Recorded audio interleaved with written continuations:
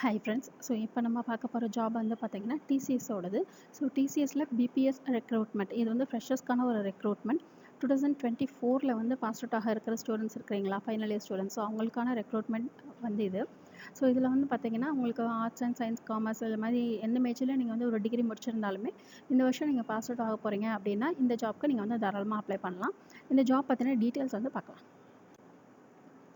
So first வந்து important date வந்து பார்த்தீங்கன்னா 14th ஏப்ரல் சண்டே இருக்கு இல்லைங்களா. ஸோ அதுக்குள்ளே நீங்கள் இந்த ஜாப் வந்து ரிஜிஸ்ட்ரேஷன் பண்ணி முடிக்கணும். ஸோ ரிஜிஸ்ட்ரேஷனுக்கான கடைசி தேதி வந்து April 14, 2024.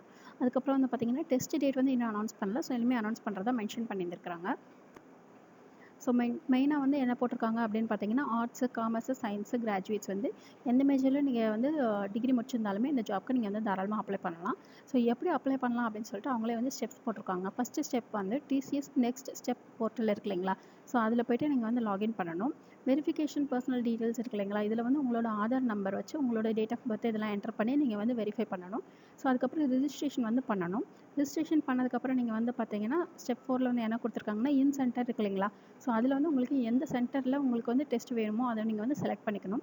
இதில் வந்து பார்த்தீங்கன்னா ஃபஸ்ட் இன் ஃபஸ்ட் சர்வ் அப்படின்னு சொல்லி போட்டுருக்காங்க. ஸோ நீங்கள் யார் வந்து ஃபஸ்ட்டு நீங்கள் வந்து எந்த சென்டர் வேணும்னு அப்ளை பண்ணுறீங்களோ ஸோ அந்த சென்டரில் எவ்வளோ கேண்டிடேட்ஸ் அவங்க வந்து ஃபஸ்ட்டு சீட்ஸ் கொடுக்க முடியுமோ அதுக்கேற்ற மாதிரி அவங்க வந்து அலாட் பண்ணுவாங்க அப்படின்னு சொல்லியிருக்காங்க.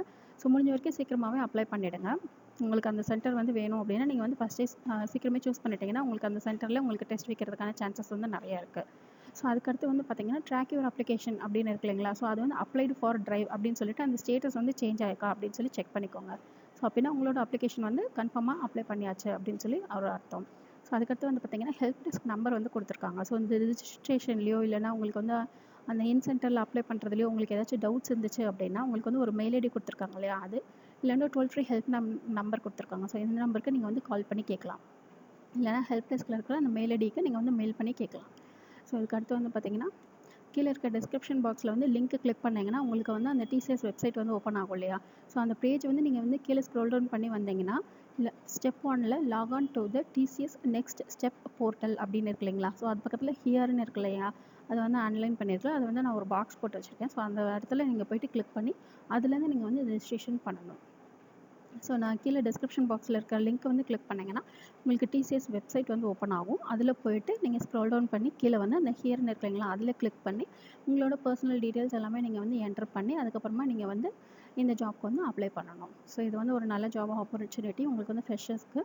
ஸோ நல்ல சேலரி பேக்கேஜிலோடு உங்களுக்கு வந்து டிசிஎஸில் ஒரு வேலை கிடைக்கணும் அப்படின்னா நீங்கள் இந்த ஜாப்க்கு வந்து அப்ளை பண்ணுங்கள். இந்த வீடியோ பிடிச்சதுன்னா லைக் பண்ணுங்கள், ஷேர் பண்ணுங்கள், சப்ஸ்கிரைப் பண்ணுங்கள். தேங்க்யூ.